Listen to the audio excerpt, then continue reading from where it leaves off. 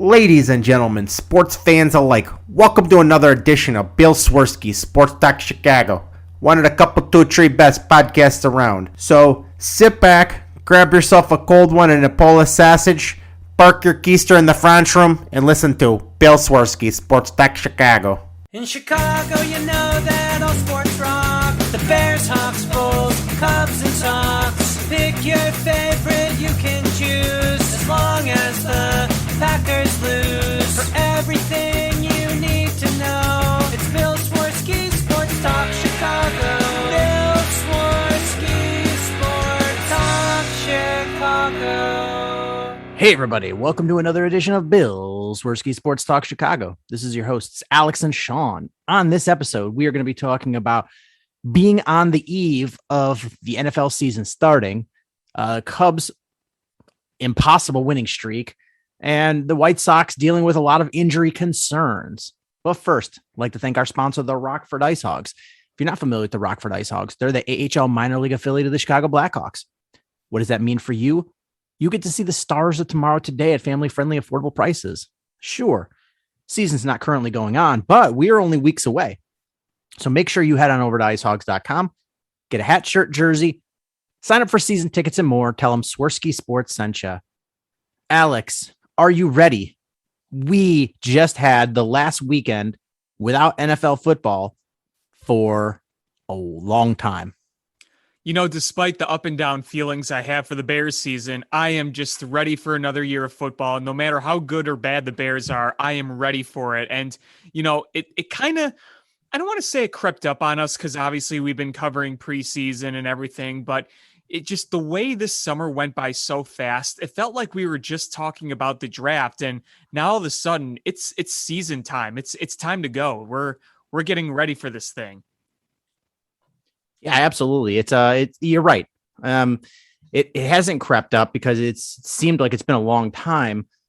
But on the other hand, you know, I guess with COVID and everything, it really has seemed like a bit of a short period too. It seems like we just had the draft and then training camp, and then suddenly everything just started rolling. And I guess being excited for the season sort of does that.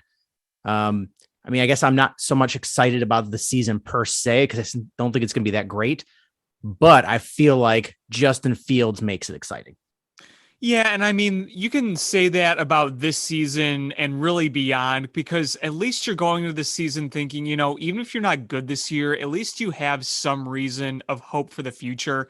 I mean, just think about how different it would be if we were sitting here right now and the only quarterbacks we had were Andy Dalton and Nick Foles, and maybe you drafted some guy in the later rounds that was just really more of a project. But having Justin Fields, I think just it changes the attitudes of Bears fans, because I think we were heading for an all-time level of apathy this year had they not drafted Justin Fields. Pace and Nagy could have really gotten lucky here, because the amount of people I saw who were like, you know what, I don't give a crap about this Bears team anymore after the Andy Dalton stuff, after the fiasco of the postseason presser before the draft. You know, I thought the Bears fan base really was in trouble, and I think there were people that were ready to just get off. But at least Justin Fields has people hanging on for the time being, even though, like you said, expectations for the Bears, as I agree, they are not overly high, and I'm sure we'll talk about that in detail. But either way, you always get excited for week one.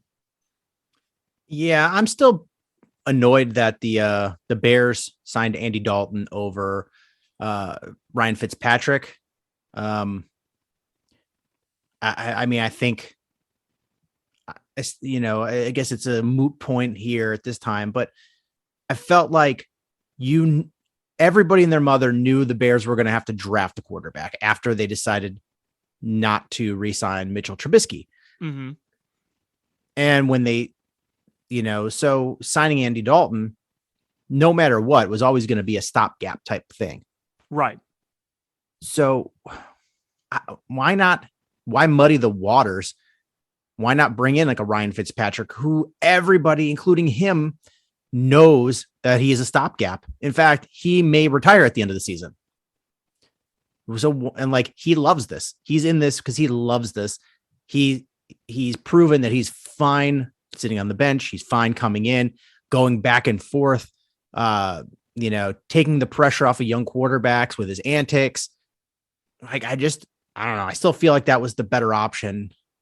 And he, sure, you never know what you're going to get out of him. Either he's going to be an absolute ace or he's going to be, dog turd tacos.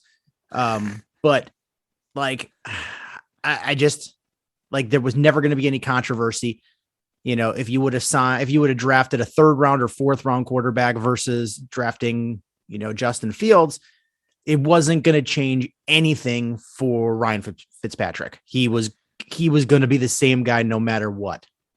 Well, kind of to your point with Ryan Fitzpatrick, I feel like with Andy Dalton, you're just kind of meeting in a nowhere middle of a Ryan Fitzpatrick right now, because the best of Ryan Fitzpatrick is probably better than what Andy Dalton can give you these days, but the dog turd tacos version of Ryan Fitzpatrick, as you so eloquently put it, is probably worse than what Andy Dalton can give you. So I feel like Fitzpatrick could kind of meet right in the middle there. But, also, like you said, it's a moot point. Andy Dalton's the starter. And I've said this before, even if he's not good, at least you could say that Justin Fields is behind a guy that has had an overall good career. It makes me feel better. Like, I mean, I'm not saying this means much, but I still feel a hell lot better with a young quarterback behind a former Pro Bowler and 4,000-yard passer in Andy Dalton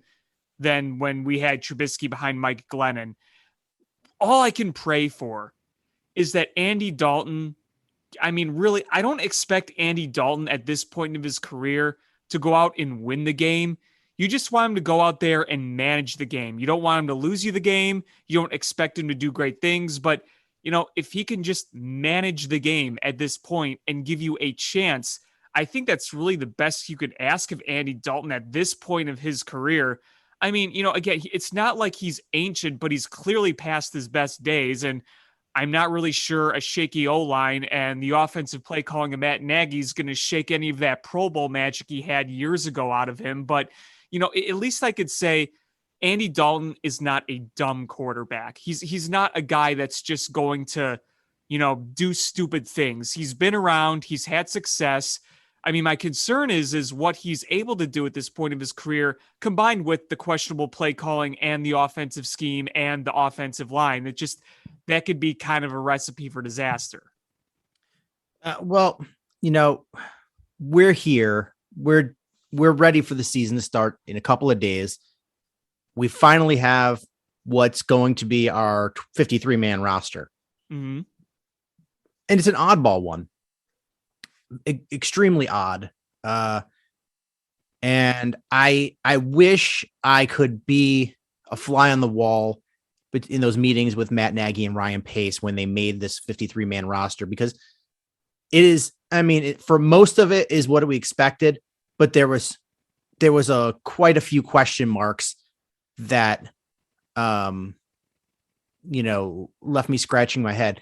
And it's weird. It's not about any player. It's about the number of players at certain positions. Mm-hmm. And we've had updates since then. So I guess we could dive through, and then, I got a few questions here from people. So I guess we can go through there. All right. So the quarterbacks, this was no shock. Dalton, Fields, and Foles. Mm-hmm. What we all predicted. Running backs, they only kept 3 on the active roster. So Khalil Herbert, Damian Williams, and David Montgomery. That's it, 3. And Tariq Cohen is on the PUP list. And from what CBS is reporting, that he's not expected back until week 7. Yeah, it's going to be a while for him. And no Ryan Null on the roster then. No, he is on the practice squad. So there's 3 running backs on the roster, which is a little bit of a surprise. Mm-hmm. Figured they would have, we all knew that Cohen was going to be on the PUP list. Figured they would carry a 4th, probably Artavis Pierce or maybe Ryan Null. But they didn't. So hopefully there's no injuries, because it's going to leave us a little flat. Wide receivers on the initial 53-man roster, there was only 5 wide receivers. Yeah, that was one that I think people were scratching their heads the most about. Yeah. And so it is Bird, Goodwin, Mooney, and Robinson, who we all had as locks. And then Webster, who was a waiver claim from the 49ers, who was brought in to be a special teams returner pretty much exclusively. So that was odd. I expected 6, and I expected a few extra guys that, are not on the practice squad, but that it didn't end up making it. The other odd one is the Bears kept 5 tight ends. Yeah, So- I mean, they kept J.P. Holtz on the squad and Jesper Horsted. They kept both of them.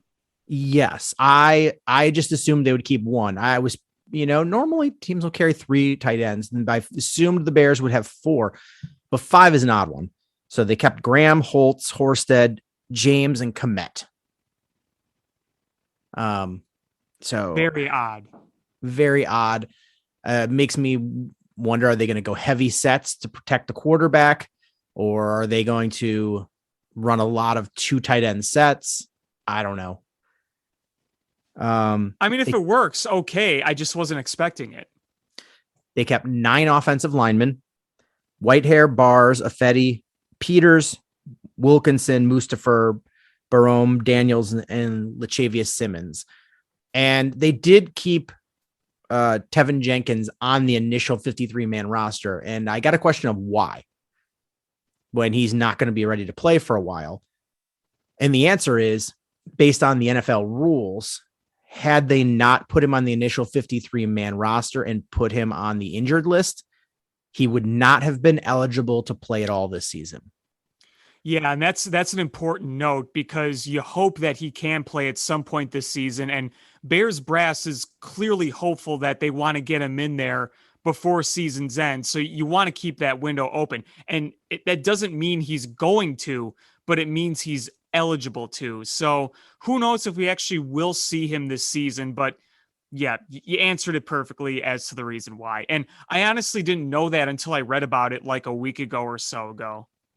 Yeah. So essentially, if they hadn't, put him on that roster, there was no shot he could play. It would be against the rules.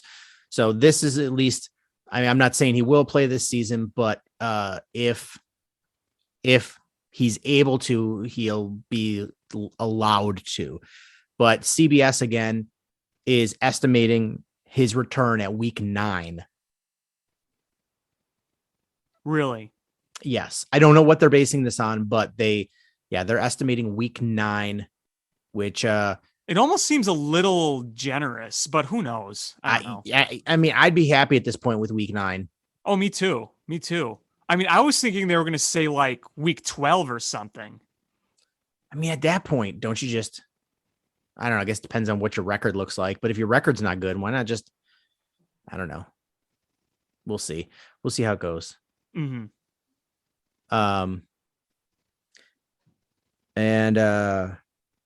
Then they kept 3 defensive ends, Angelo Blackson, and Mario Edwards and Akeem Hicks.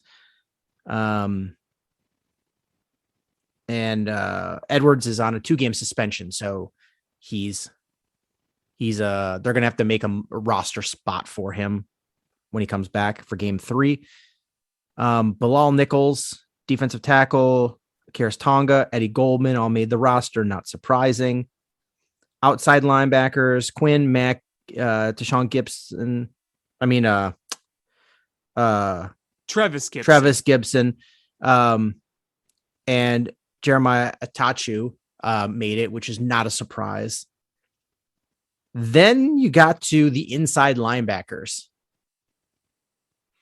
They kept Christian Jones, Alec Ogletree, Roquan Smith, Joel Iwabinaway, Josh Woods. They kept Johnson, and they kept Danny Trevathan. They had 7 inside linebackers on their roster. Worth noting, though, that Danny Trevathan is going to be out to start the season. Yes, but when they first announced it, they hadn't put him on there yet. So everyone's like, why do they have 7 inside linebackers? But then, okay, well, it went down to 6 because Danny Trevathan got starting the season on the injured list. He's eligible to return week 4.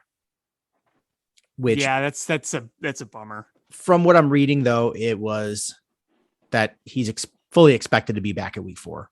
So the earliest he's eligible, he will be back. And since then, and I guess we'll go into that in a minute. Cornerbacks, they only had 4 cornerbacks on the initial roster, which blew my mind.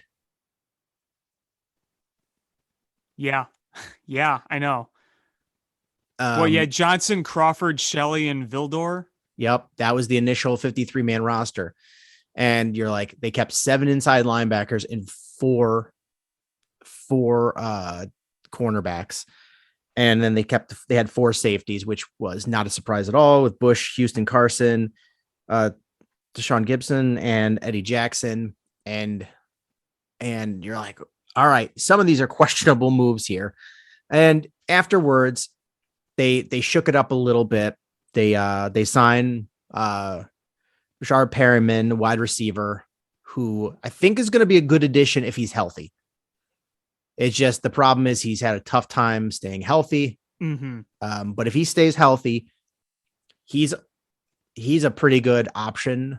And they could have the fastest wide receiver core in the NFL. Just wish they were a tad taller. Yeah, there's not a lot of height in the wide receiver core, but there's a lot of speed. So you just got to make sure that you find ways to get them the ball and give them a little space to run. That's going to be the issue. Right. And I mean, what worries me with an offensive scheme like that is like, oh God, are we just going to see more bubble screens and stupid stuff like that? That's what worries me is that if you're going to try to throw downfield, you're going to be outsized by the secondary. Right. Yeah. If they start doing bubble screens, then I'm going to bubble scream. Yeah. I'm going to lose my mind. What they need to do is create mismatches and find guys that run a 4-2 against the linebackers. Or, things like that. They have to create mismatches and they have to do some natural picks to get guys open, some crossing routes. They got to get guys fully in a sprint, throw it ahead of them so they can, don't break stride and be able to give them a little running room. But you're right. The bubble screens and jet sweeps and, reverses and double reverses are just going to be a disaster with this offensive line. And it's just no good.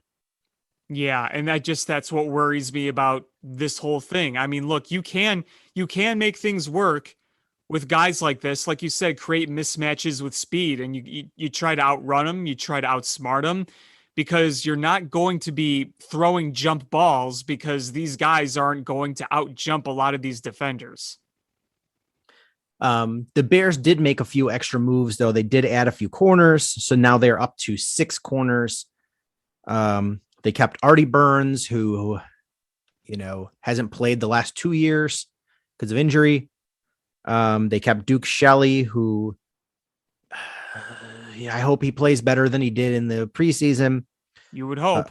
Jalen Johnson, Kendall Vildor,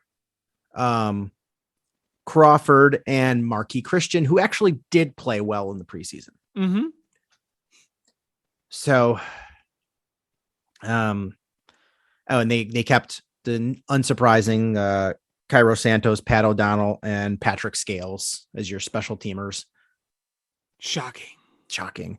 So I am confused how, they don't have a lot of experience on the cornerback front.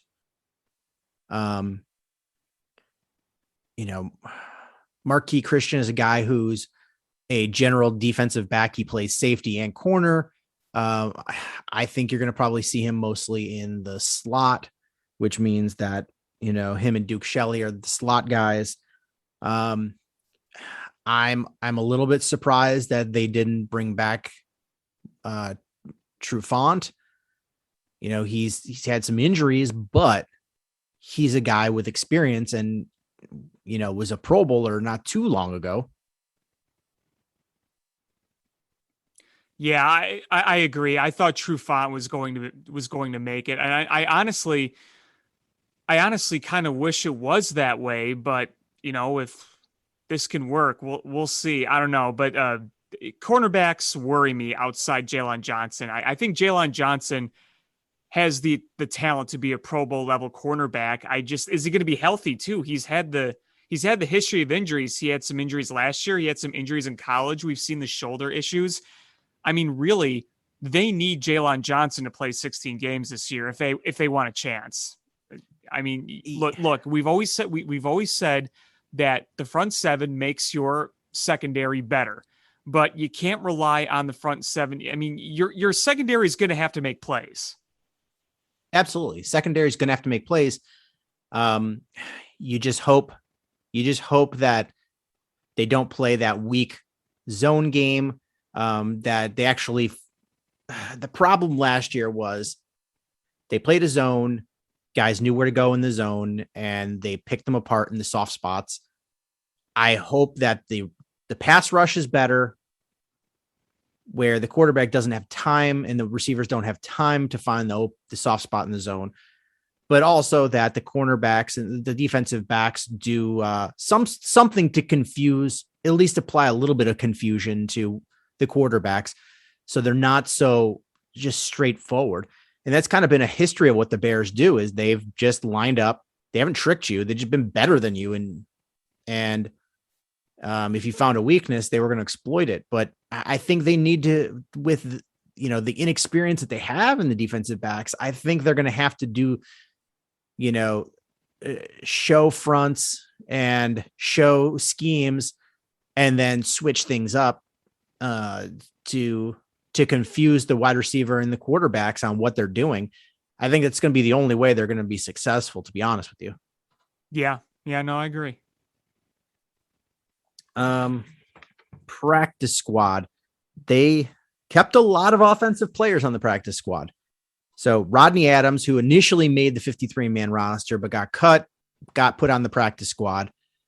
Daz Newsome, who was the 6th round draft pick corner or wide receiver, Thomas Graham, the draft pick corner, Charles Snowden, who I'm surprised made it through waivers and is on the practice squad. He showed some good signs, and he was probably one of the most highly sought after undrafted rookies coming out of college. Ryan Null, Artavis Pierce, Isaiah Coulter, John Vea Johnson, Dieter Iselin, Arlington Hambright, Tyrone Wheatley Jr., whose dad was a running back at the University of Michigan. I think he played for the New York Giants. So it's weird that his son is an offensive tackle and his dad was a running back. And then they kept another kicker, Brian Johnson, which not surprising given COVID that you try to keep a kicker on your practice squad. And Brian Johnson looked good in the preseason. I saw him in some of the practice sessions and saw a few kicks, obviously, in the preseason games. So you might have 2 decently reliable kickers, which is nice to have, I guess. Right. And so those are the offensive players. I'm sorry, Snowden is not. But then they kept, I'm going to butcher his name, Zoya Alafahai, the nose tackle, Sam Kamara, outside linebacker, and Snowden. So they kept just a handful of defensive players and almost all offensive players on their practice squad.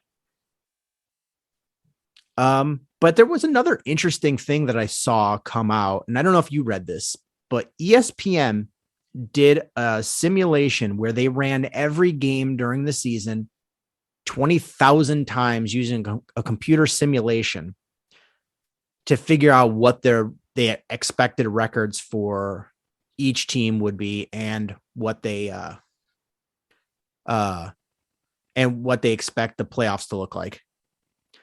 I don't know if you saw that or not. I did not. I heard about it, but I didn't actually see the results or anything. So they had the Bears going 8-9, which I was like, okay, I can buy that. But the way they went 8-9 is they start off 1-4 on their list. And you're like, that's actually kind of impressive that they start 1-4 and end up 8-9. Yeah, no They played winning football the last, 3 quarters of the season. They also had them making the playoffs, winning a wild card spot during the last week of the season by beating the Vikings.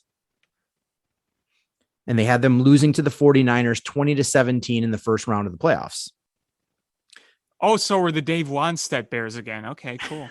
Well, if you think about it, you're like, okay, if you can make the playoffs with Andy Dalton, then you're like, all right, we're really setting up Justin Fields in a good spot because you expect to be better next year. Reasons why is younger players going to have more experience. You're going to have your, probably a better offensive line because you'll have Larry Barone with a year under his belt and you'll have Tevin Jenkins healthy, hopefully. You'll have Justin Fields in at quarterback and you'll actually have a whole bunch of money to spend in the offseason. Yeah, that will be nice. That will at least tell you, hey, there's room for improvement after this year. And after this year, you expect Justin Fields to be your everyday starter. Right. So the way they broke it down was they had them starting, didn't break down each game, but they started, at certain points, what their record would be. So they did after week 5, they had the Bears 1-4. And those games are the Rams, the Bengals, the Browns, the Lions, and the Raiders. I'm assuming they win the Lions game out of those 5. I would think so. And that's disheartening losing to the Bengals and the Raiders. Yeah, because in my prediction, I did a prediction and my first 5, I have them as 3-2 because I think that's like one of the easiest stretches technically outside the Rams. And then the next 4 games, which are the Green Bay at home, at Tampa, San Francisco at home, and at Pittsburgh, they have them going 2-2. I have them 1-4 over that. 1-3? Yeah, 1-3. Sorry. Yeah, 1-3. I would say that I would agree with your 1-3. But can you guess which one I picked them to win? Pittsburgh. Yes. Yeah, I think Pittsburgh's not going to be very good this year. I don't think they're going to be that great. And like, just going off history, the Bears seem to have their number recently. Yeah, so I think Ben Roethlisberger is going to look like dog doo-doo. So, I think that's a winnable one. San Francisco, I think, is going to bounce back to form. Me too. Tampa's good. Green Bay's good. But I believe they said that they would win the San Francisco game, which I guess if that's of those 4, it's possible. Second win is, the most possible there. It's at home. So, then they go the next 3 weeks. They have them going 2-0 because there's a bye week in there. So that's beating Baltimore and beating Detroit. I have them 1-1, winning on Thanksgiving, losing to the Ravens. And then the last 6 weeks, they have them 3-3. So it's Arizona, Green Bay, Minnesota, Seattle, the Giants, and Minnesota. I have them 2-4. So let's see. They could. I think they beat the Giants. Me too. I think they beat Minnesota at least once. Yeah, I have them. I said, okay, they're going to split against Minnesota. And in my predictions, I just gave the wins to the home team. And I think they could pull out one more win between Arizona and Seattle. I could see them beating Arizona. I could. I don't. It's in Chicago. It's in Chicago, and it's towards the end of the season. So it's going to be a little chilly. So in Seattle, I think I don't know what Seattle team's going to be there by week 16 of the season. Yeah, I'm not afraid of them defensively, obviously, because I think their defense now is absolute shit. But when you have Russell Wilson and DK Metcalf, that is I think that's going to cause problems for your secondary big time. Yeah. But, who knows if Russell Wilson's playing or if he's hurt. He's not, he's a smaller guy. He's by week 16, he could be banged up a little bit. And that offensive line, I don't know what they did to improve it, but not much. The Bears could do one of those where they just like the Buccaneers did and just, beat him up pretty much. Well, every year, the Bears always win that game they are heavily favored to lose. You can count on one win against the team that they never were thought they were going to beat. And then they always have that game where everyone thinks it's going to be an easy one and they end up losing. And for me, if I were to guess what those two possibly could, despite my predictions here, I think that surprise win, if you're going to put it somewhere, I would maybe either put it in Green Bay against the Packers, or maybe I'd like to say the Rams week 1. I just don't think so. Maybe you could put it against the Browns because, I said this in my predictions too. The Browns had a very impressive year last year, and on paper, the future looks bright. However, there's a lot of egos on that team, and they're the Browns. I mean, would you be, honestly, even with all the talent they had, would you honestly be that surprised if they just went back to sucking? At this point, I think I would be. I think I would be surprised.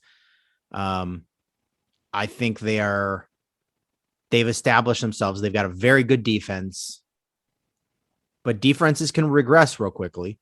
But I think they have a very good defense, and they've got a very good run game with Nick Chubb, who I'm reading multiple, talking heads predicting is Nick Chubb to win the rushing title. I could see it. He's talented as hell. And so, and you've got a quarterback that is pretty good, and you got decent wide receivers. I just think it's tough. I don't predict a huge regression from them, and especially playing them at the dog pound. I don't see the Bears winning that one, but they could. It's just Bears historically have not come up big versus good defenses. They've come up big. They've come up when they've gotten those wins. It's been able to shut down a really good offense. Right. Yeah. I mean, look at the last few years. I mean, remember 2018 when they beat the Rams? They beat them with their defense. In 2017, when they beat the Steelers at home, they came up big defensively and got the right running game at the right time. In 2016, when they beat the Vikings on Halloween, again, the defense shut down their offense and they used the running game to burn out clock. 2015, Thanksgiving night, they shut down Aaron Rodgers. They only let him score 13 points at home, and they only needed 17 to win that game. And I mean, you could just keep going back and back and look at all those games. You're absolutely right. It was because the defense shut down the offense, and the Bears, all they had to do was just enough in those games to win, which wasn't necessarily a lot, because a lot of those surprise wins, most of them really were all close. I mentioned the Packers score. That was 17-13. I mean, the one against the Vikings in 2016 was a blowout, but 2017, the Steelers, you won that in overtime. 2018, that was a really close game against the Rams, where you pretty much establish yourself as a playoff team.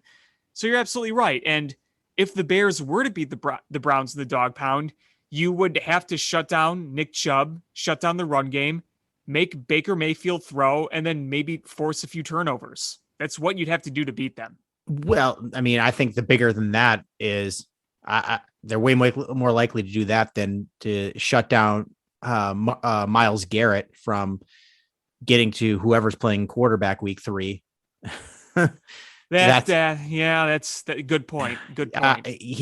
He might lead the NFL in sacks this year. And so could Aaron Darnold, man. So it's if I had to guess at what would be the big upset, I would say Arizona or Green Bay would be the most likely. I am begging the Bears. Please just beat Green Bay once. I don't care if it's at Soldier Field or at Lambeau Field. I don't want to go out against Aaron Rodgers like they've done pretty much every year but like 3 where they just get swept by him. Just beat him once. Just beat him once. And here's the thing. My final prediction for this team is 7-10. And I did a little poll on my Instagram and got people to respond. Most people said the same thing, 7-10. And I'm like, I don't disagree with you. I think 7-8 wins is the range, the most likely range they get. I think if you get 9 wins, that's because a lot goes right. And I could see them easily getting only 6. I could see that more than them getting 9, but you never know. You never know. The NFL is weird. The NFL is fluky. Weird things happen. Injuries happen. But regardless of where you finish, I feel like they have to beat Green Bay once, at least once. If you get swept by them again, it'll be 3 years in a row you've been swept by them. And you'd be getting swept by Green Bay every year since 2014, all but 2 times. Yeah. I don't think Matt Nagy has beat the Packers. Once. He did? When they won the division. Okay. Yeah. The Bears' biggest win against the Packers in over a decade. When they clinched the division in 2018. Yeah, he's got to beat Green Bay at least once this year. Because it's funny, you look at his record, he's like, what, 1-5 against Green Bay, but he's got really good records against the Vikings and the Lions. You just need to beat Green Bay. I mean, Nagy's only win against Green Bay was that division clinching game. So he's 0-for on the road against them. Remember, his first game as Bears head coach was that heartbreaker in week 1 in 2018. And then after they won the division, then they lost 4 straight since that division clincher at Soldier Field. I mean, that's the thing is nobody cares about the Vikings and the Lions. It's all about the Packers because the Packers own this division. You got to beat them. Yeah. That said, though, if they want any sort of chance, they got to beat the Vikings and the Packers, or the Vikings and the Lions as well. I don't think the Lions are going to be too tough this year. I think this is a lost year for them. Yeah, I mean, I don't think they're going to be that good either. I wonder what Minnesota is going to be like, because honestly, right now, it looks like there's, with Kirk Cousins there, I don't know. It doesn't seem all that peachy in Viking land, but I still do think they have enough talent to compete for a postseason spot. I do. I think they didn't do themselves any favors by not drafting one of the high-end quarterbacks. Yeah. I mean, because what are you going to do? I think this is Kirk Cousins' last season, and he hasn't been good. He hasn't been bad. He's been okay. I guess he's up a lot of yards, but yeah, I guess he's been better than okay, but hasn't. He's not elite. He's not elite by any stretch, and they're paying him like an elite quarterback. Right. Honestly, it's kind of the Jay Cutler. Kinda. I want to say it's exactly like it, but remember, the Bears paid Jay Cutler a lot of money, and they were trying to do everything they can to squeeze the elite out of him. And while Jay Cutler had his flashes and he had the tools to be elite, he never really was elite. And that's kind of how I feel about Kirk Cousins, is that, yeah, you could put up some solid stats, more than solid stats. But, when it comes to the big time and the big opponents and the big stage, Kirk Cousins he's not in that group of the best of the best. He's not Pat Mahomes. He's not Aaron Rodgers. He's not Drew Brees, now retired. He's not Tom Brady. He's not Deshaun Watson. I mean, he's kind of in that middle/slightly above middle range. Certainly not bad, but. And what stinks is, I mean, at least for the Vikings, is they've got a very good running back and they've got 2 good wide receivers. It's if Kirk Cousins fails, it's because Kirk Cousins failed. It's not because there was other issues. Right. It's not like he doesn't have talented guys around him. Right. And you expect their defense to be a better, but I don't know that all the experts are calling for the Vikings to regress this year and their coach to be one of the guys on the hot seat to possibly, I think it was, he got the most votes on one of the polls, or, one of the sports networks, ask all their analysts. He got the most votes of who would be fired first. Yeah. I mean, here's the thing. If Minnesota has another losing season, heck, I think if Minnesota has a losing record by mid-season, I think he's gone. I mean, I don't know if you remember, he was on the hot seat last year mid-season. Yeah, he's got to do better. I feel like he has to win. Right. I mean, look at the last few years. Just go back to 2018. So many of those years were spent having really high expectations. In 2017, the Vikings made it to the NFC Championship game with Case Keenum. You had the Minneapolis Miracle, and they were in the NFC Championship game. They had a really good regular season. And then after that, you get Kirk Cousins, and they said, well, the next 2-3 years with Kirk Cousins is supposed to be a championship window. And in total, you have 1 playoff win over those few years. You had that really big comeback win in New Orleans in 2019. That was a great moment for the Vikings, but everything else behind Kirk Cousins, 2018, you ended up going, 8-8 and missing the playoffs, 8-7-1 or whatever it was. The Bears beat them in week 17 to eliminate them. And then in 2020, they were sub 500. So the expectations the past 2 years were much higher. And they really just haven't, they haven't been to the NFC Championship game since the Minneapolis Miracle with Case Keenum. So yeah, he's absolutely on the hot seat. He's got to be one of those top guys, like you said. Yeah. So I think it's a lot of expectations. I'm not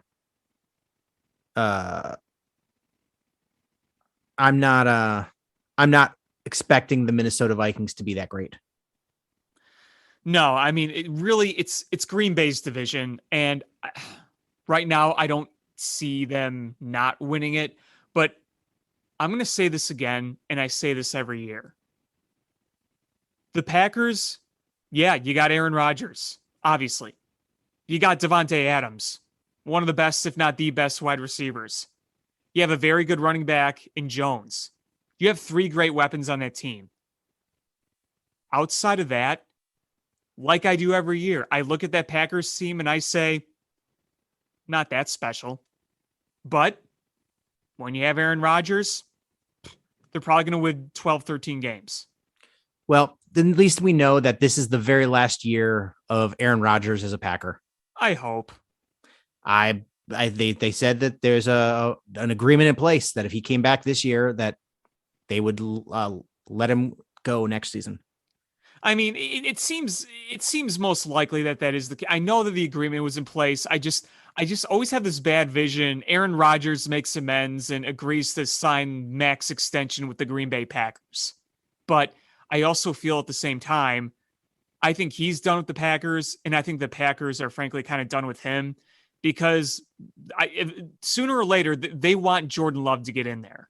That's pretty obvious. Like they didn't just draft Jordan Love to make a statement. They drafted him to be the next quarterback up there. I know. And that's the guy is going to be sitting for at least 2 seasons before he gets any playing time. Yeah. I mean, hey, Aaron Rodgers sat 05, 06, 07. That's kind of, so it's not like that's never happened in Green Bay before, but I mean, I just, I ask myself this. Is Aaron Rodgers ever going to just decline? Because he's not, and he's almost 40. Whereas you look at so many other quarterbacks not named Tom Brady, and by this age, they were declining. I mean, look at Peyton Manning's final year when he won the Super Bowl.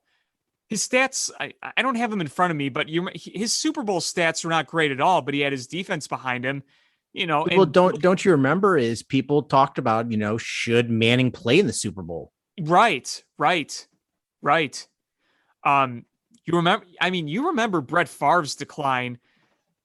Not just, he was good in Minnesota. In his first year in Minnesota, he played more like Brett Favre, but those last few years of Brett Favre in Green Bay, you had the NFC Championship year in 2007, but 2005, 2006, Brett Favre was really dipping. He was throwing more interceptions than touchdowns. And that final year in 2010, you could definitely see him slowing down. And, you can look at a bunch of other quarterbacks too. You see him slowing down, but it's like, man, Aaron Rodgers, he's almost 40 and he's coming off one of the best seasons ever by a quarterback. You look at, Aaron Rodgers, and I'm just looking. Charlie Morton just signed a 1-year, $20 million extension with the Braves. There's another guy that'll just never go away. But Aaron Rodgers hasn't had a lot of injury history. Just like Tom Brady. Brett Favre had a lot of injuries over the years. But he played through those. Peyton Manning had a lot of injuries. You're right. Even if he played through them, though, I think the injuries lead to that aging process. That and Brett Favre, he played in the 90s. It was a little rougher in the 90s, wouldn't you say? Oh, absolutely. But Aaron Rodgers hasn't really been injured. Tom Brady had, I think, 1 season with an injury. He's been really healthy. Tom Brady's also just a freak of nature that we've never seen before and might never see again. But before we move on, there's a couple of non-Bears related football things that I just wanted to bring up that I thought were interesting. I have one too after you say your stuff. The first is that Mac Jones is not only making the roster, he's going to be the starting quarterback, and they cut Cam Newton. And then after that, a report came out that Mac Jones was sitting down with Cam Newton after practice and helping him learn the playbook. Wow. That I did not hear.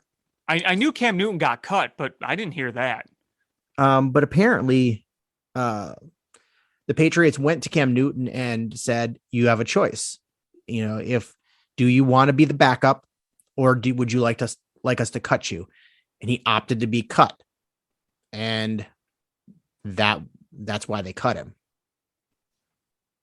Okay, then. So the Mac Jones era is going to be, real quick. And I think Bill Belichick is going to really try to prove that he made Tom Brady and Tom Brady didn't make the Patriots. Oh, yeah. He's got a little chip on his shoulder.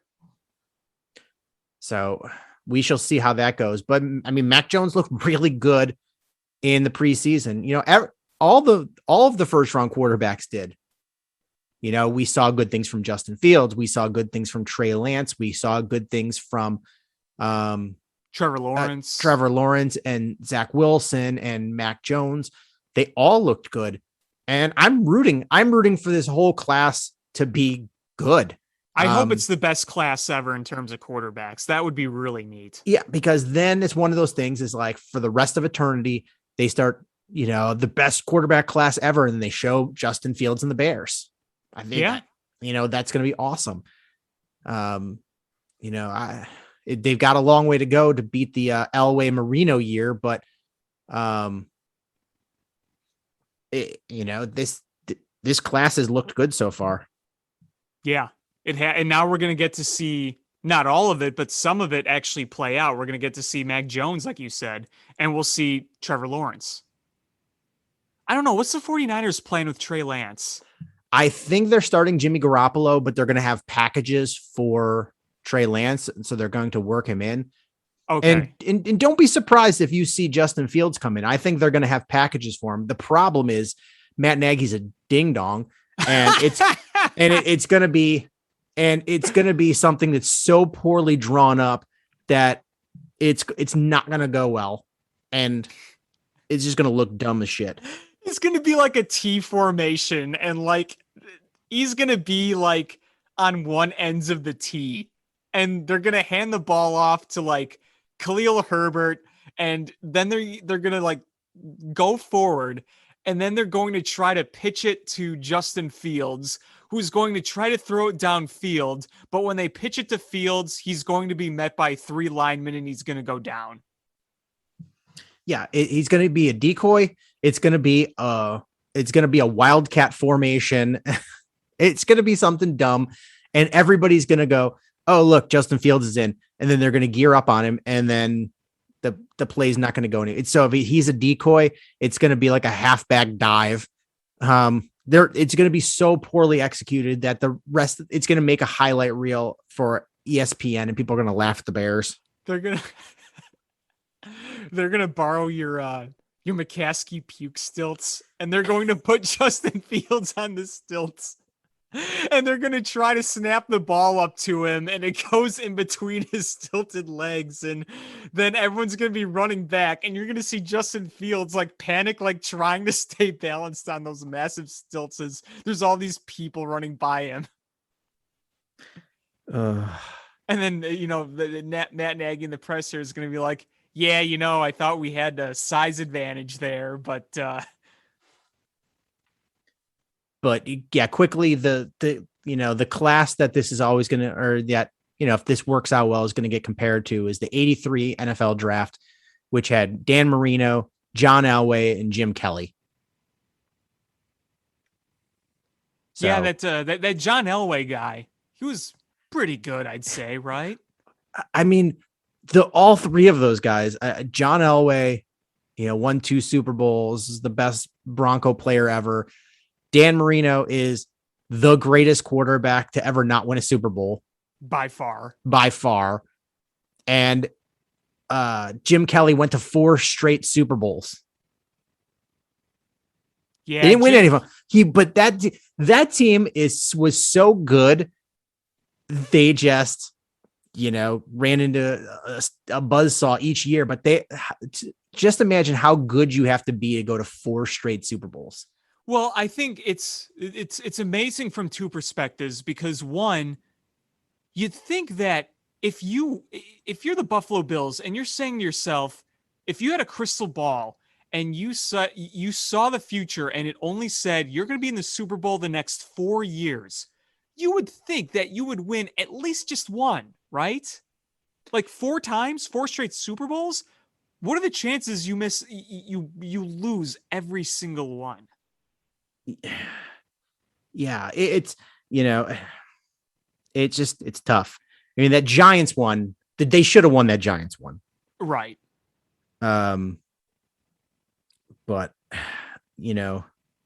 it was such a good team. Such a good team. You just wish they could have won one, just one. But the other thing, the non-Bears football thing is, did you watch last night's Notre Dame game?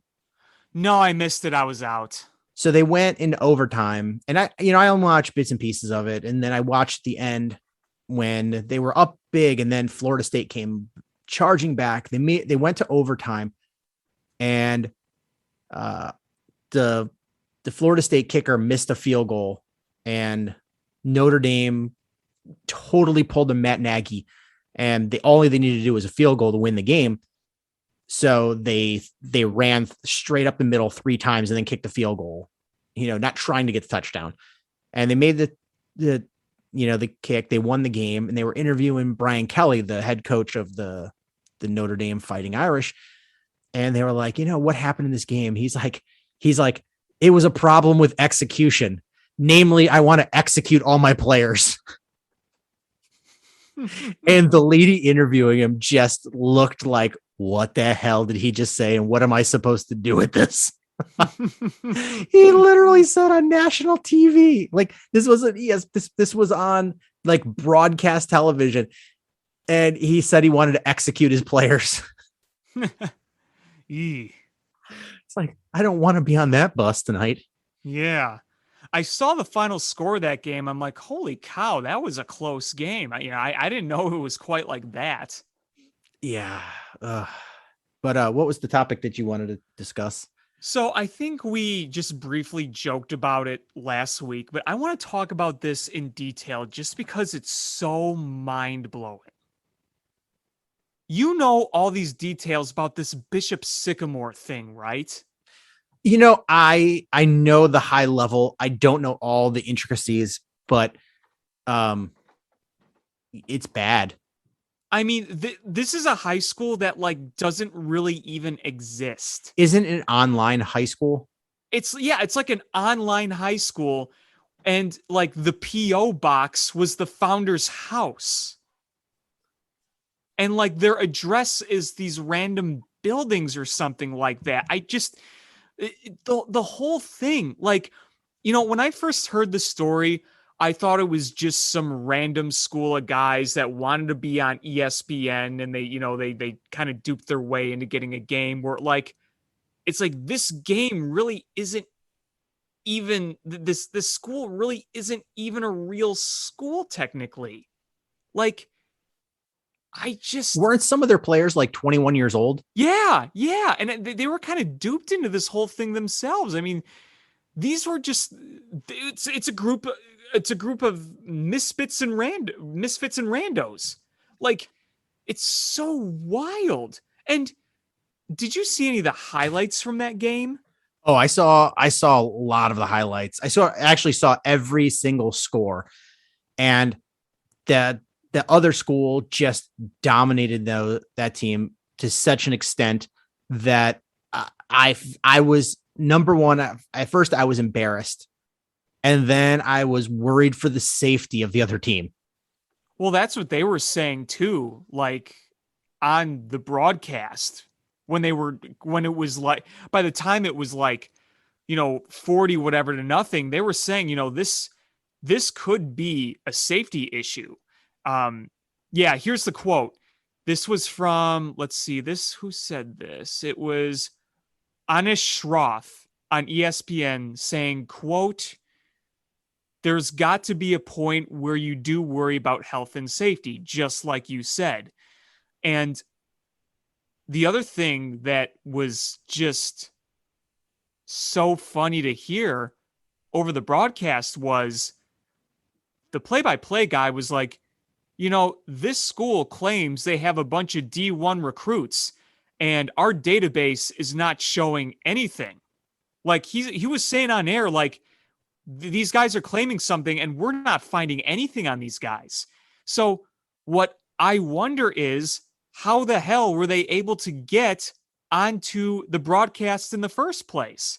How were they scheduled to play IMG Academy on ESPN? I mean, shouldn't there be people at ESPN doing the actual research and showing the graphics? From what I'm reading, ESPN contracts somebody out for the high school games to schedule the high school games that'll be broadcast on ESPN. So they're putting the blame on them, saying they didn't do their research. We pay them to do the research. And that might be true because, how else? I mean, otherwise you're hiring somebody, you're paying somebody on your staff to follow high school football. And that just doesn't seem profitable, especially when ESPN is trimming the fat. So I wouldn't be shocked at that, but still, like, if you've never heard of this school, it's the biggest broadcasting company of sports in the world. This isn't like a local NBC Chicago. This is ESPN. Yeah, it's still embarrassing. And here's some of the other things I want to point out too. Just as I said earlier, the state listed a P.O. box as its mailing address and its physical address as being a sports training facility in Columbus. The Roman Catholic Archdiocese of Columbus had no record of any bishop named Sycamore, nor any parochial, I don't know how you pronounce it, schools by that name in their diocese throughout their history. So, this was like, okay, there's nothing on these guys.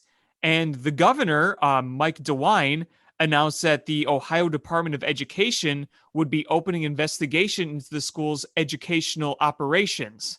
So obviously this is being investigated and people are trying to get more down to the root of this whole thing. But I just think it's crazy how it's like you could put all this stuff together and here's all these other outlets coming out saying, the Roman Catholic Diocese is like, no, we don't have any bishops named Sycamore. We never did.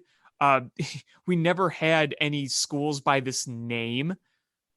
It's just nuts. Like, Yeah, I could see you wacky. getting away. You could get away with it in the old days, but in a day where there's so much information available. I don't know.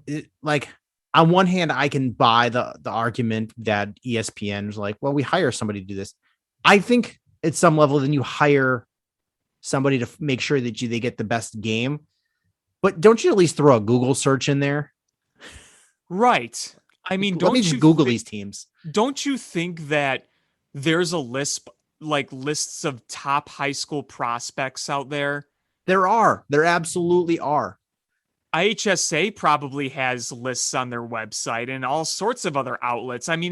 It's no secret who a lot of the star athletes are that are being scouted by some of the biggest programs. If you're like especially for D1, if you're being recruited by D1, you got to be the best of the best. And if you got, great programs like Auburn or Alabama or Clemson coming after you, it's not exactly a secret.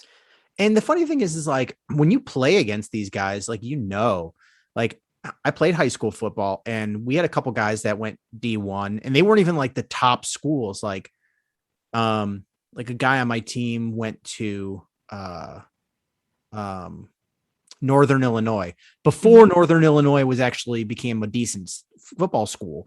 Mm-hmm. It was back when they were just like a nobody's squad. And you could tell he was just so much bigger and stronger than everybody else. We had a guy that played for our rival high school that actually went on to play for the Dallas Cowboys, and Bill Parcells cut him when he drunk drove and killed somebody in an accident. Ooh. But he was really good. And you could see it as a freshman.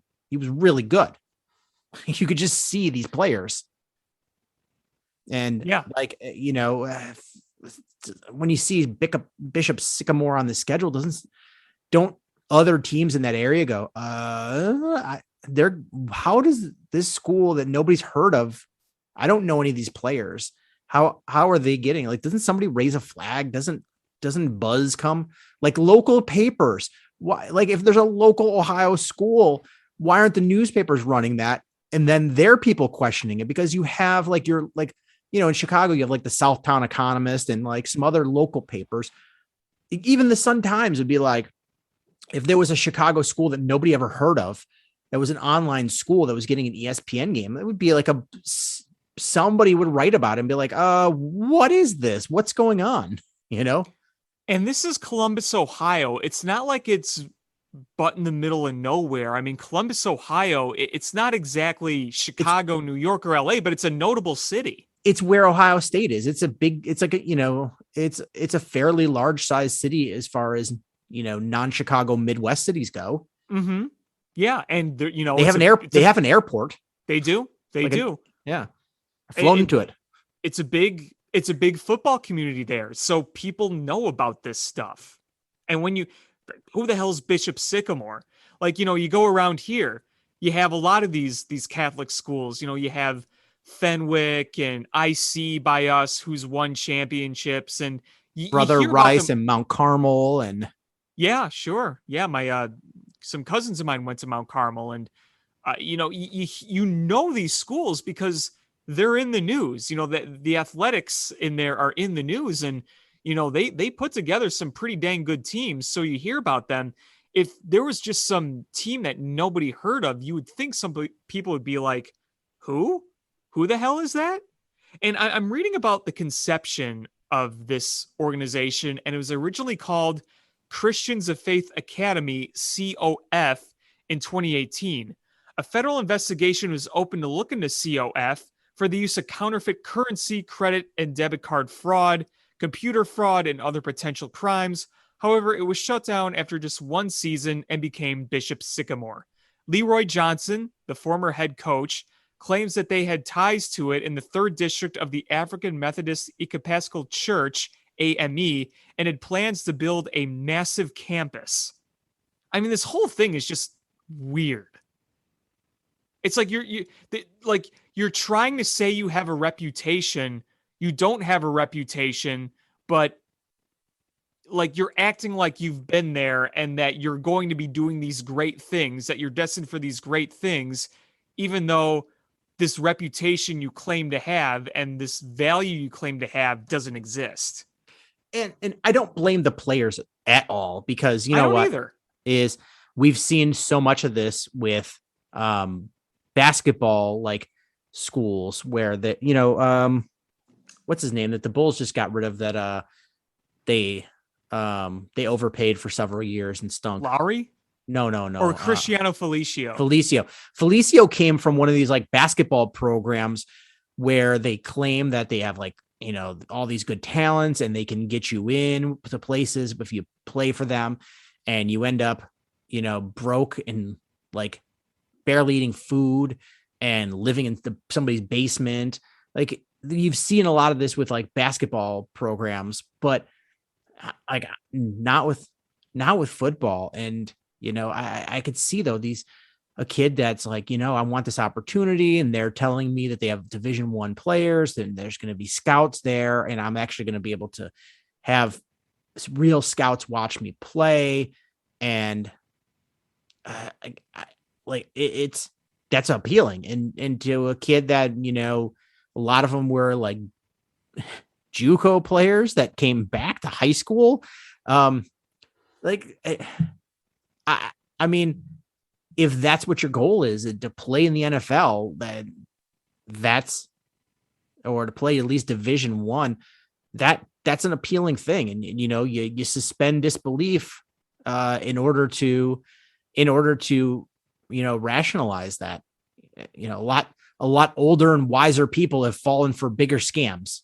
Yeah, no, these kids clearly got duped, and some of them have been coming out and telling the stories, and they were kind of saying like, look, we had to take food from a 7-Eleven because we didn't have anything. That's rough. But one last thing. What's your final prediction for the score for Bears Rams? I'm going to say Rams 31, Bears 17. I'm going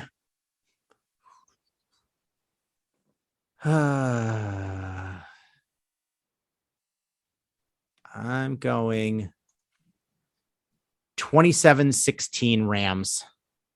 Okay, so not that different. Yeah. I think they score one touchdown, maybe a defensive touchdown, and then a couple of field goals, 3 field goals. I think they'll get a touchdown, a field goal, and then they'll get a garbage time touchdown. That's a possibility too. And I see it being one of those games where in the first half, the Bears clearly aren't the better team, but they're keeping it close. And then just second half, it all just goes to shit. The defense gets tired and just, everyone bows out. So that's how I see it going. Hope I'm wrong. I do. But I definitely am not predicting the Bears to win this one. Heck, even if Justin Fields was in there, I still probably wouldn't predict the Bears to win it. I just think the Rams right now are the better team. And a key weakness for the Bears is the offensive line. And when you're going up against an elite defense like the Rams, that's tough for anybody to beat. With a true offensive genius with an actual quarterback. Yeah. Now, yeah, he's got a quarterback now. Matt Stafford, we've all joked about him and how the Bears own him because he's played for the Lions, but he's a really good quarterback, and you put him in with an actual offense with actual weapons and an actual offensive coach, and you're going to be like, oh crap, this guy's actually really good. Yeah, I mean, the Rams, they got a shot. They got a shot to contend for a Super Bowl this year. And I'm happy for Matt Stafford because I've always respected his talent. I've respected it more as the time goes on. For a while I thought, yeah, he's overall good, but he's not that good. But I think he can be really good. If you give him a good team like the Rams, you could see him do some good things. Yeah, I mean, I've never hated him. I really don't like Kirk Cousins. I hate Aaron Rodgers. I've always respected Matt Stafford. I think, he's a tough guy, and he has played, his heart out for a terrible franchise. Mm-hmm. Yeah. I mean, even my friend who's a Lions fan is rooting hard for the Rams because he's like, you know what? He deserved better than all those years in Detroit. Yeah, I have a friend that's a Lions fan that's still rooting for Stafford. I mean, why? If you were a Lions fan, why wouldn't you root for Stafford? Honestly. Yeah. I mean, honestly, unless he's playing the Bears, I'm kind of rooting for him. Like, I'm glad that a guy like him is finally on a good team. Yeah, I'm curious to see what that Rams offense is going to look like after week 1. Yeah. Right now, I hope they get stopped, but yeah, I hope they hit a road bump and struggle. But I think come mid-season, they're just going to look good. Yeah, I think so too. All right, do you want to talk White Sox or you want to talk Cubs? We could talk Sox first. They're the better team of the two. Let's be real. Yeah, they are. They've had a little bit of up and downs here this past week after just destroying the Cubs. They lost the series to Kansas City, and they beat Pittsburgh. But the issue has been, and I don't know if these are real injuries or if they're, oh, hey, somebody's a little sore, let's put them on the 10-day disabled list, getting ready so they're healthy for the playoffs. But it's kind of what I think this is. Lucas Giolito is on the injured list. Lance Lynn is on the injured list. Carlos Rodon is on the injured list. Adam Engel on the injured list. Tim Anderson on the injured list. I'm not convinced those are legit injuries. It's more, you're sore. Yeah, I mean, we'll talk about a little bit more at the Cubs, but some of the pitchers got lit up, and I think, Lance Lynn had a rough outing. Giolito's had a couple of okay outings. I think, hey, let's freshen them up. Yeah, because I somebody mentioned there was a stat where they threw I don't know if it was the most pitches by starters, but I think they had among the most innings by starters, and there was concern that overwork by the end of the year was going to be an issue. So this is an opportunity when you have everything. I mean, you have the division won, so why push it too much? I guess I just I hope that doesn't bite them in terms of home field. But if they're really as good as they say they are, then hopefully it won't matter as much. Yeah, I mean, I would much rather have Tim Anderson's hamstring feeling, warm and fuzzy, and Carlos Rodon's shoulder feeling fresh in a month than have some nagging injuries. They've got a huge, roughly a double-digit lead in the division. I'm not concerned about it. So they should get those things out of the way now. And the nice thing is even if they go on a rough stretch because of guys on the injured list, one of the last series they have in the season is a 5-game set against Cleveland. So, that's a series that you could pack away a few extra game lead. I mean, honestly, if you're a White Sox, you're not even looking at the standings at this point, are you? No. But even going to that Cleveland series is playing a 5-game stretch against the only team ahead of you. If you're Cleveland, in one way you're like, okay, that's nice because I control my destiny. I could gain 5 games. But when you really think about it, is how often are you able to beat a division leading team 5 straight games in a 5-game series to do that? Insanely rare. And yeah. won't everything be clinched by then? I mean, even if it wasn't, the odds are, even if you win that series, you're winning by 1 game. You're winning three of the 5. Yeah. It's okay. You gained 1 game, and it took 5 games to take one game in the standings. That's rough. So honestly, the schedule is stacking up nice for the White Sox. They have 25 games left. They have like roughly a 10-game lead, and they've still got 3 games against Anaheim, 3 games against Texas, 3 games against Detroit, 6 against Detroit, 5 against Cleveland. So the roughest part is over with their schedule. Yeah, absolutely. And, they've got 3 against Oakland, 3 against Boston. After that, that's their next 6 games. After that, it should be, they should be able to put it in cruise control. Yeah, I mean, it's, again, you're really kind of playing for home field advantage, if anything, but you're not playing for the playoffs. You already have that basically clinched and locked up. But yeah, I mean, honestly, I think most of these injuries are more precautionary. Nothing really serious to be worried about. If they're fresh by the postseason, then I think they're the team to beat, honestly. Yeah, it's just going to be getting through this tough stretch because, I think your Jimmy Lambert is going to start the next game. So he's going to start game 1 against Oakland. That's tough because Jimmy Lambert has been dreadful this year. His ERA he's basically giving up 1 run an inning average. In his couple of games in the bigs, and he's got a 5 ERA in the minors in AAA. So Oof. that's brutal. You kind of chalk that one up as a loss. And then Wednesday you got Dallas Keuchel, who's not been much better than that. He has been brutal the last several weeks. Yeah, he's been bad. I mean, Kansas City, he got lit up yet again. On the night they had Adam Amin and Stacey King calling the game. Yeah, Keuchel has been brutal.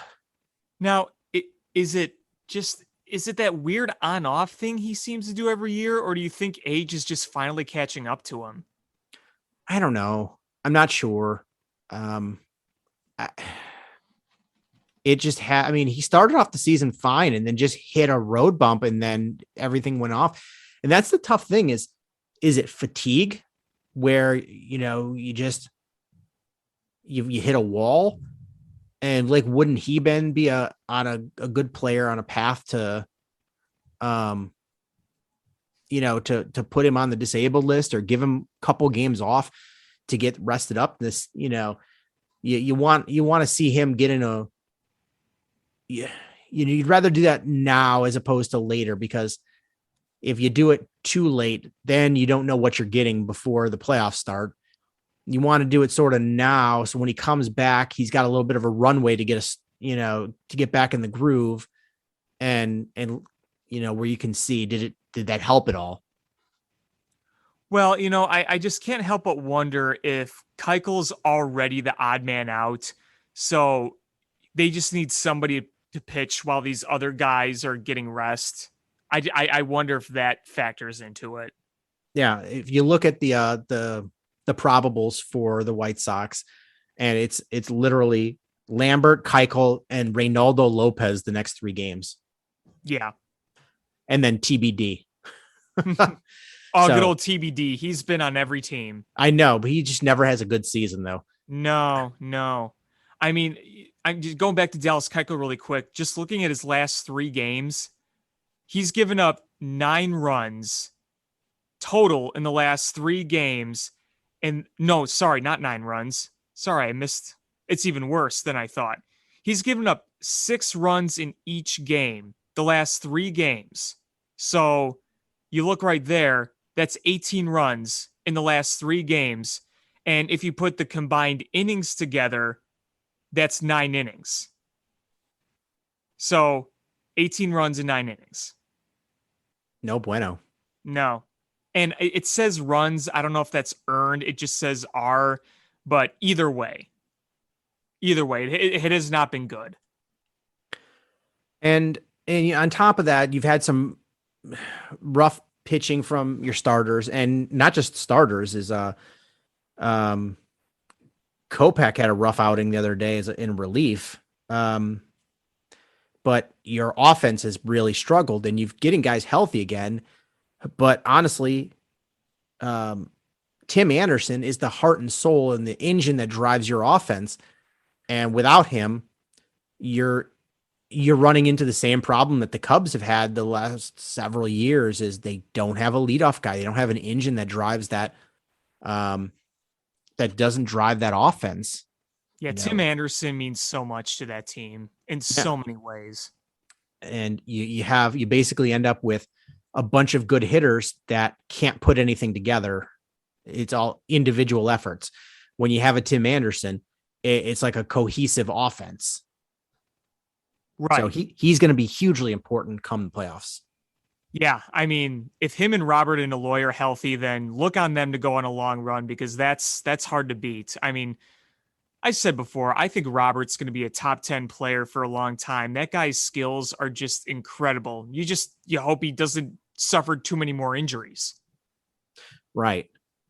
But he's been great lately, and Yasmani Grandal has been great lately. On a tear since he came back. And those have been the reason that the White Sox have won recently, because it hasn't been pitching. Yeah, it's been with the offense. Yeah. I mean, you look against Kansas City, who's not a good team, and in 3 games you gave up 20 runs in 3 games. I do have to give credit, though, one thing to KC, and that's Salvador Perez. He's got 40 homers now. For real? Yeah. Wow. Yeah, he hit his 40th, I think, against Cease the other day. I didn't realize he was doing that good. You don't hear about him because he's on a bad Royals team. You hear about Ohtani because he's Ohtani, which you should hear about him every day because he's awesome. You hear about Fernando Tatis. You hear about Vladdy. But Salvi Perez, a guy who has been so good in this league for so long, you barely heard about him. And I just realized now how good he's doing right now. Yeah. So Shohei Ohtani, he's only 2 behind in home runs behind Shohei Ohtani. And if I know this correctly, it's probably a career high for him in home runs for Perez. I mean, he's always been such a good player, but I don't ever remember him hitting 40 plus. Let me look back. No, yeah, this is far and away a career high, because before his career high was 27 home runs. For a catcher, that alone is really good. But man, he has 41 home runs. And also, he made the All-Star game this year. That was his 7th All-Star game. This guy is a 7-time All-Star, 5-time Gold Glove winner, 3-time Silver Slugger winner, a World Series champion, and a World Series MVP. If you want to talk about one of the most underrated stars in this game, I think you got to start talking about Salvador Perez. I mean, it's definitely a name that is underrated. Yeah. He's also leading Major League Baseball in RBIs. He's on a bad Royals team too. Yeah, that's impressive. He's leading all of baseball in RBIs. Was actually tied with Jose Abreu. He's second in all of baseball in home runs. Nick Castellanos is leading all of baseball in batting average. Bring him back to the north side. I would love to have him. He's going to opt out.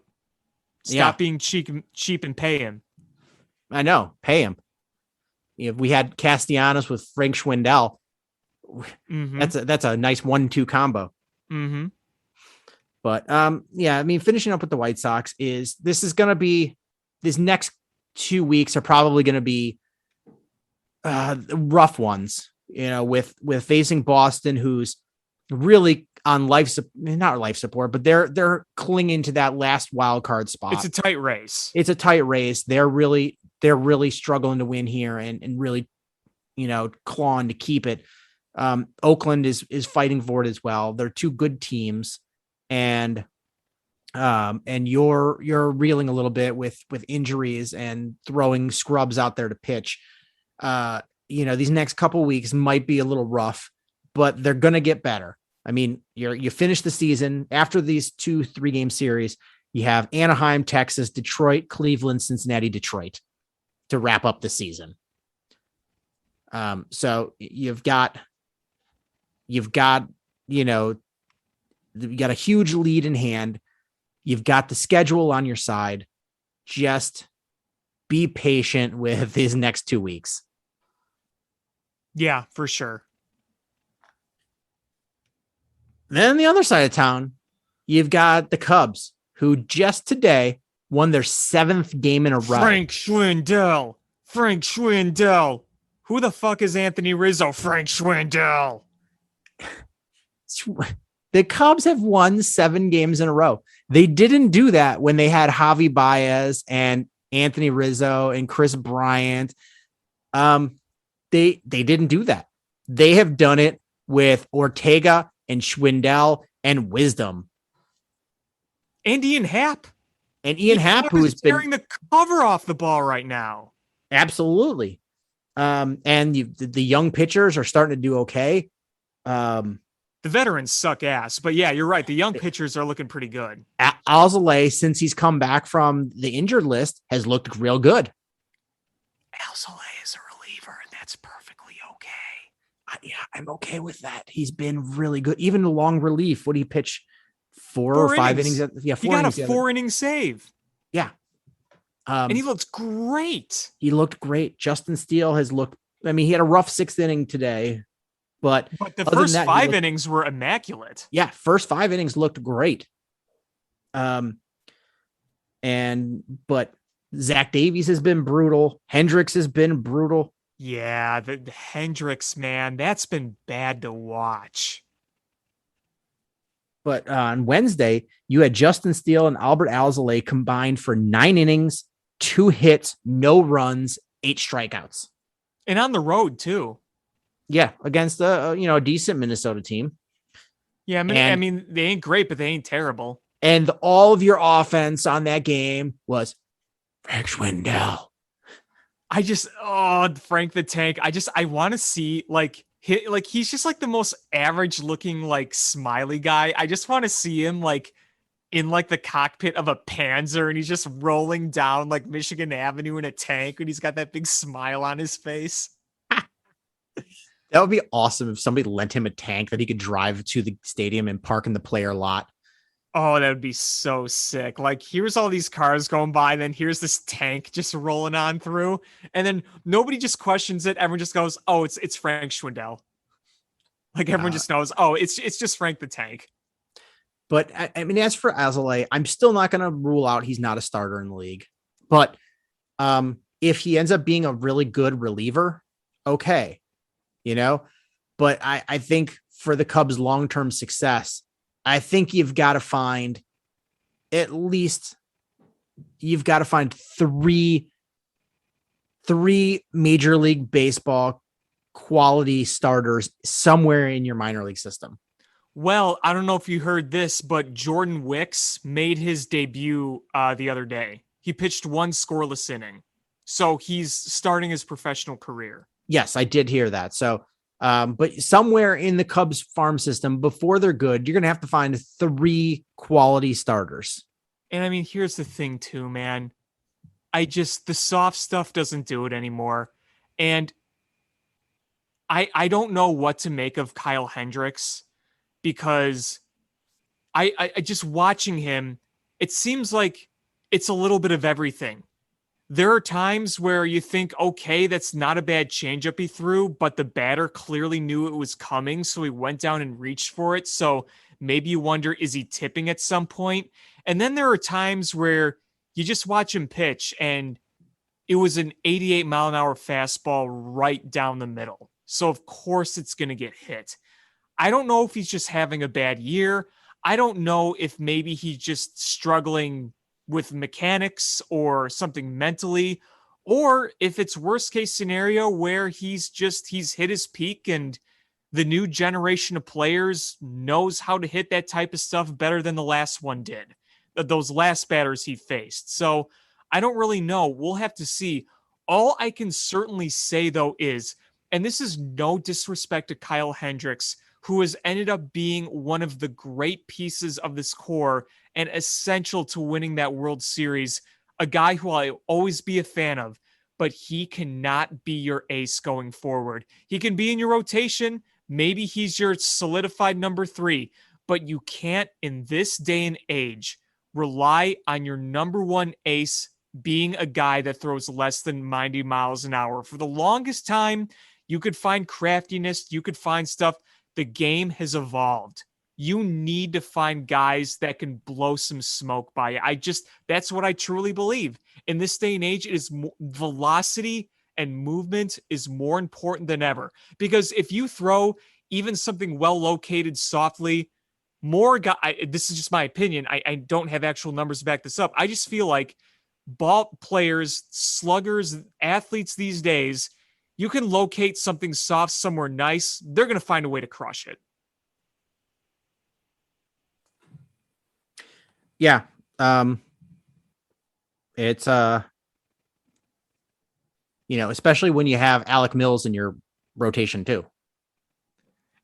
But to Alec Mills' credit, though, like, he's been pretty dang solid. Like, I got to give him props. He's a 5 starter. Let's make that very clear. He's a 5 starter. But if he's your 5 starter, that's a good 5 starter. And if you want your 4-5 to be more soft tossing, crafty guys like a Hendricks Mills, okay.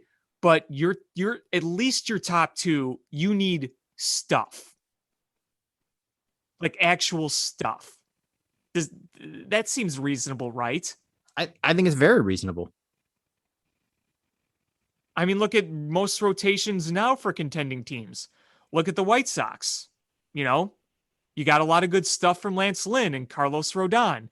You look at the Yankees, look at Garrett Cole, look what he can do.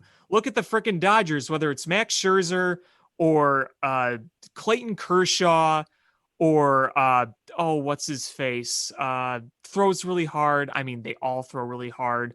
Why am I blanking on his name? Walker Buehler. That's who I'm thinking of. I mean, you look at those contending teams. All those guys, they have stuff. They have legitimate stuff. That's what the Cubs need. Give me stuff, not crafty soft tossers. Just, we can't be reliant on that anymore. Well, I mean, and then Keegan Thompson is not a fireballer either. No, he's not. I was really happy, though, to see Justin Steele today.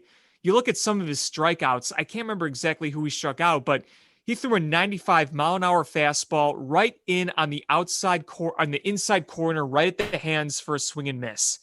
You love to see that. It's like, okay, he's not just going up there throwing 91, 92. He's throwing at least mid-90s. It's really good to see. Yeah, I mean, he's got a decent fastball. He's above average on his fastball. He's got the spin on his fastball is real good. He's got, Justin Steele actually has the stuff to be what you're looking for in an actual starter for a winning team. Right. I mean, he's probably the hardest thrower in this rotation right now. I mean, if you look at who's in it, because Alzolai's now in the bullpen. You have Kyle Hendricks and Alec Mills, who don't throw hard at all. Zach Davies also doesn't throw hard at all. I mean, you have 3 junk ballers, essentially, in your rotation right now. At least you could say Kyle Hendricks over his career has been more than just a junk baller. He's located very well and actually put some good movement on his pitches. But, you have 3 guys that don't throw hard. That's just not going to cut it these days. Yeah. So like I said, is you need 3 quality starters coming out of this minor league system. So that not including Hendricks, not including Mills. That's Alzolay, that's Steele, that's Wick, that's whoever else is in your minor league system. That's you've got to get 3 quality starters out of that. I agree. Exactly. The good news, I think, out of the Cubs pitching staff, if there is good news, the middle of the bullpen looks bad. But, really, it's just pieced together at this point. Whereas the future of the back end of your bullpen, you actually see some promise there. You're seeing Rowan Wicks shake off some of the rust. And you're seeing him throw that curveball a little better and the fastballs at 94, 95.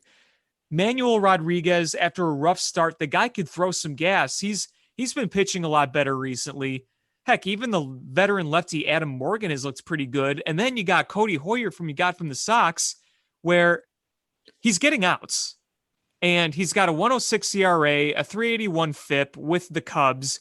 And I don't think this is updated after today's game because he pitched another inning today. The thing you want to see from him, though, is you want to see him more bats. He's not striking out a lot of guys because White Sox fans especially will remember last year, when he was really good last year, he had 9.5 strikeouts per 9. And this year with the White Sox, he had 9.1 with the White Sox, but with the Cubs, it's 5.3. He's getting outs a lot more efficiently with the Cubs, but he's not missing a lot of bats. But at least you're seeing him execute. If he can get more swings and misses, as we finish off and then going into next year, there's another promising piece. So at least there's some stuff in the bullpen. It's got a long way to go to build up, but right now on the major league roster, if you're looking at promising pitching, you're looking at mainly the bullpen and then Justin Steele. And I'm counting Alzolay right now as bullpen because he's going to be in the bullpen the rest of the year. Yeah, I was actually going to bring up Hoyer. I think for the White Sox that was a throw in because he was not the same guy as he was last year. For the Cubs, I think that was a big get. I think he's actually going to be a plus piece for you. Yeah, it could be a good find for Jed Hoyer. Really could be. I think he still could be your closer of the future. If not, I think he's still at least a good setup man. And I think that's very important. Your eighth inning guy, or as they call him now, a high leverage guy. I think that's important. And I think he is one. He's pitched and he really can go multiple innings. Yes. I think he's been a good pickup for the Cubs. And, like I said, is Madrigal and Hoyer as good as the top closer that you gave up in Kimbrel for this year? Absolutely not.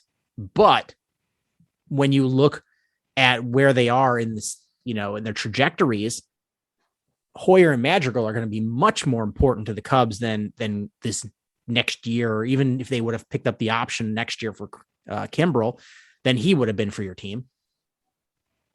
Right. I think the Cubs, when they traded away all the relievers, and, a lot of relievers are just kind of grown and randomly found.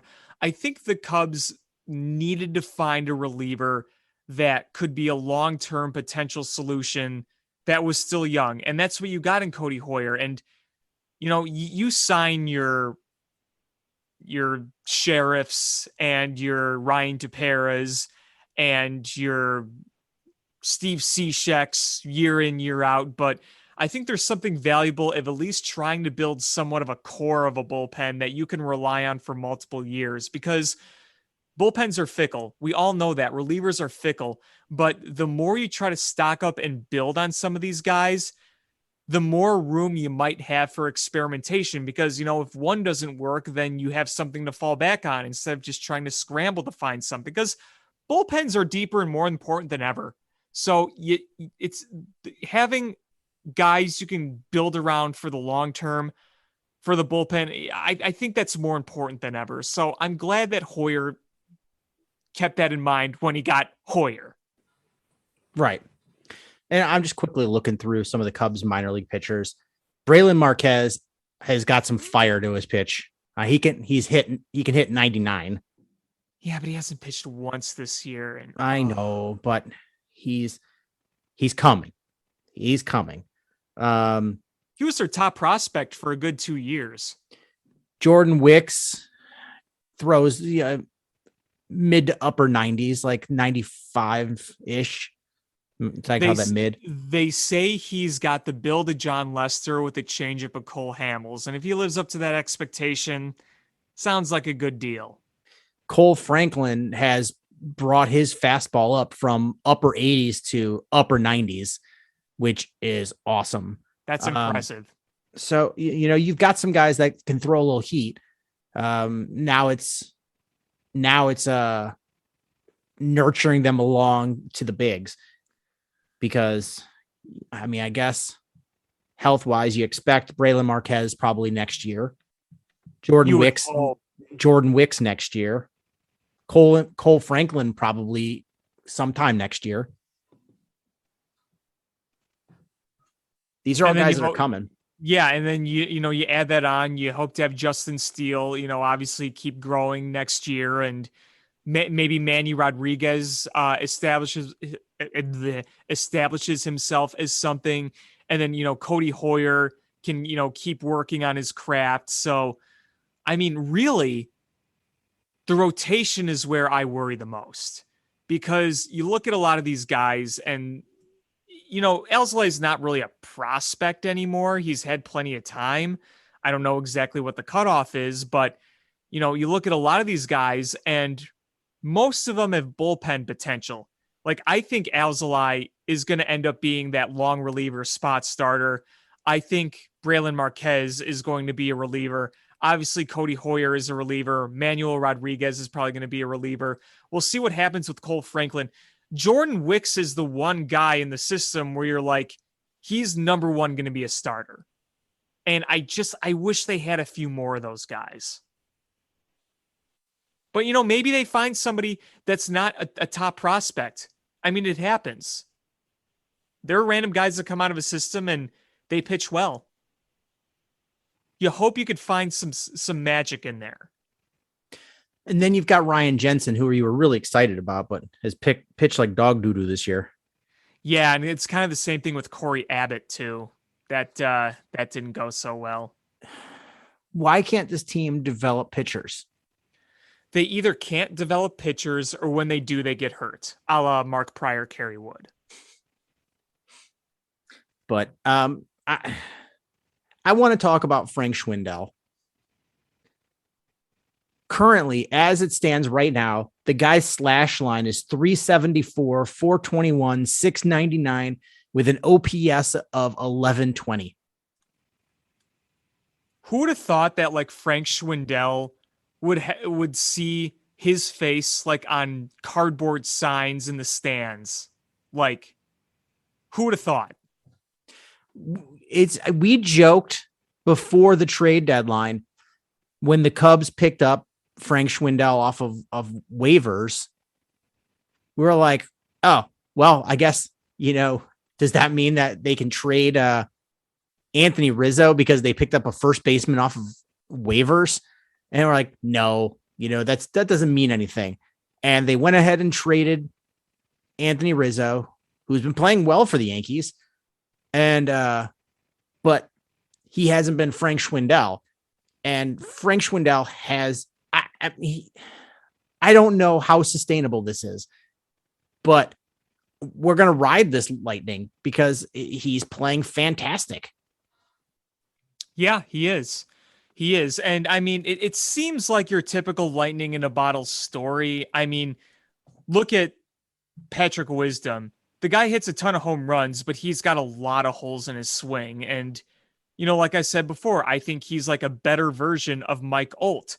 But you can't take away from the good he's done here. He's one home run away from tying the Cubs' all-time rookie record for home runs in a season, and he's played not a full season yet. So there's something to be said about that. But if you want to look at Frank Schwindel and compare him to a guy like Patrick Wisdom, here's one thing that stands out, is that Patrick Wisdom's K rate is like 40%. That's really high. Whereas Frank Schwindel's is less than 20%. I'm not saying it's elite, but it's not like he's going up there and just getting either home runs or lucky hits. You've seen him have a nice approach to his game. Example, today, game-winning hit against the Reds. It's 0-2, and he gets a pitch away, and he goes ahead, protects, and shoots it into the unoccupied gap on the right side of the infield for a hit. He looked like a competent batter out there. I think there's something to be said about giving him credit for doing that kind of thing. And Sean, I was at yesterday's game, Sunday's 11-8 win over the Pirates, a game which saw a record 3 go-ahead grand slams hit in one game, never been done before. And the pitch he hit for that grand slam, that was like in the dirt. It was like a curve in the dirt, and he went down and he golfed it out. It was like, you could tell the way he swung, like literally bending down, like golf swinging it, like with one hand, and he hit a game-winning grand slam. Like, that's impressive. He's looked so good. And you're right. His K rate is not like, oh, that's elite. That's Tony Gwynn type level. But look at his K rate compared to anybody else that has 1,000 OPS or more. Mm-hmm. And it comparatively, it's elite. Right. I mean, even with Patrick Wisdom, he's been hot and cold, but even in his hottest moments, he's still striking out a lot. And I don't mean to pick on Patrick Wisdom. I'm just pointing that out. Patrick Wisdom is a nice player for when you're competing during a rebuild. He's not a player that you have on your team during a window to win. Right. Exactly. I mean, when he hits him, he hits him. I mean, there was a game, I think it was against the Rockies. He had a home run that like hit off the base of the yellow building across the street. Like, the dude's got some serious power. And to his credit too, he can put a good at bat together. But, he is susceptible a lot at swinging and missing. Yeah, I'm not pooping on Patrick Wisdom. He has had a fantastic year. It's just he's kind of he will put a good at bat, but he will strike out a lot. But he's got some power on him. Yeah, he does. He's got some serious power. Just really quickly, you mentioned Tony Gwynn and you mentioned strikeout rate. Do you know what his all-time highest K rate is, if you had to guess?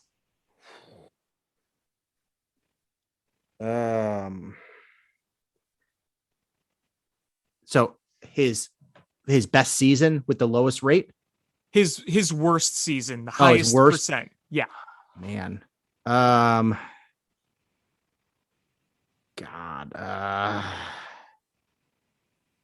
10%? 8%. That was the highest K rate he ever had, was 8%. Was that early in his career or late? That was the final year of his career. But he didn't even play that many games in his final year. He didn't even play a half season. He played 71. Okay. But still. But I bet he still batted over 320. He batted 324, 384, 461. And what's his career strikeout rate? Like 4%? 4.2%. His career walk rate is 7.7%. That's insane to think that your strikeout, your walk to strikeout record is, 2-1 in the crazy way. Yeah, I know.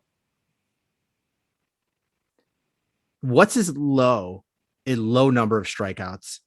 His has he hit 2.5 or lower? Let's see. His lowest is 2.6 is his lowest. And that was probably like 94, 95, 96? 95. Okay. Yeah. 95.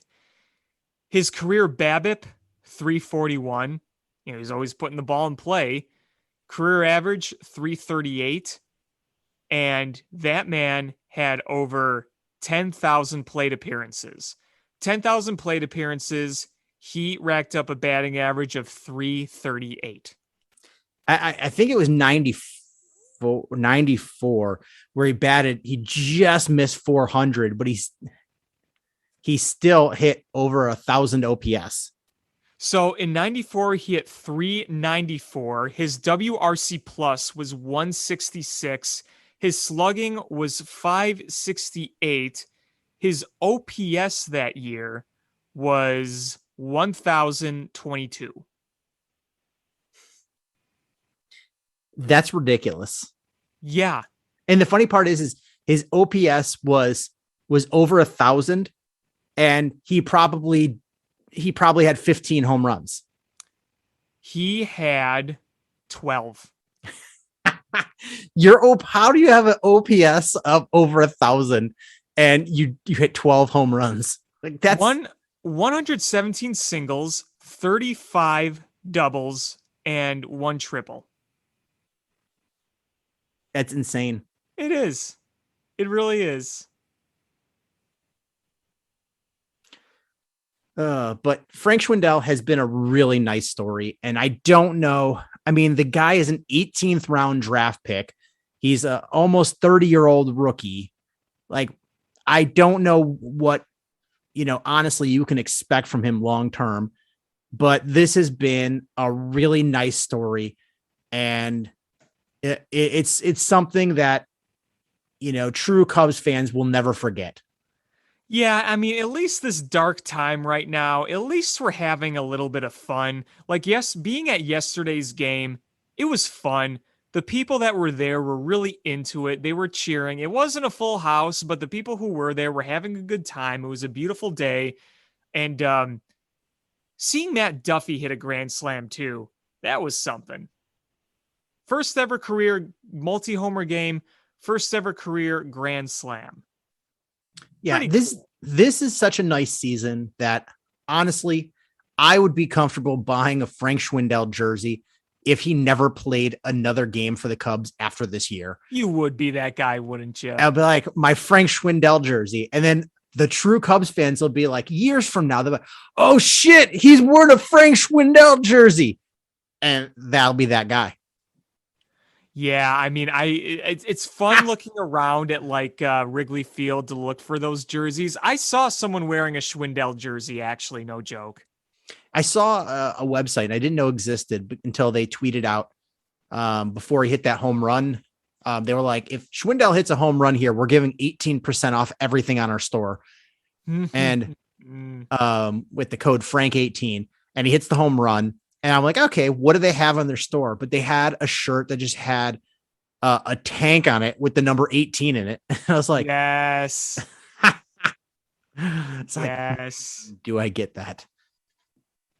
It would be fun. Like, just it's always fun to remember those obscure players. Like, I always laugh when I see I mean, he's not obscure, obviously. He was a great player, but when Jim Edmonds was a Cub in 2008, it is kind of funny seeing a Jim Edmonds jersey every now and then, a Cubs Jim Edmonds jersey around Wrigley Field.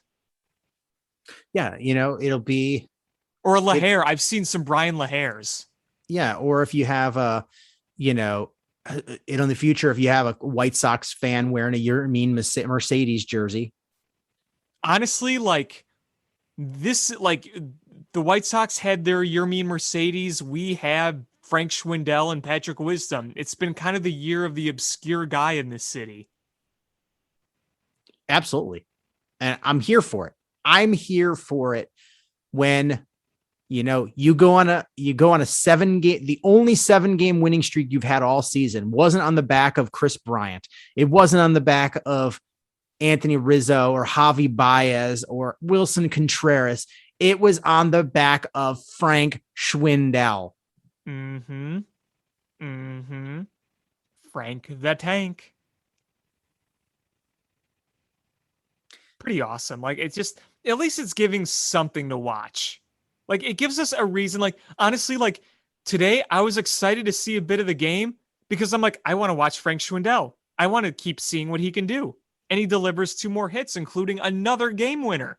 What is this, like his 3rd or 4th straight game winning hit? He hit like a go ahead home run Friday, and then he had the grand slam Sunday, or Saturday, he had the walk-off hit. Then he had the grand slam. Then he had today the game-winning RBI single. Isn't that nuts? Like 4 straight days of game-winning hits. Yeah, it's like every day you're like, oh, his 6th home run of the season, his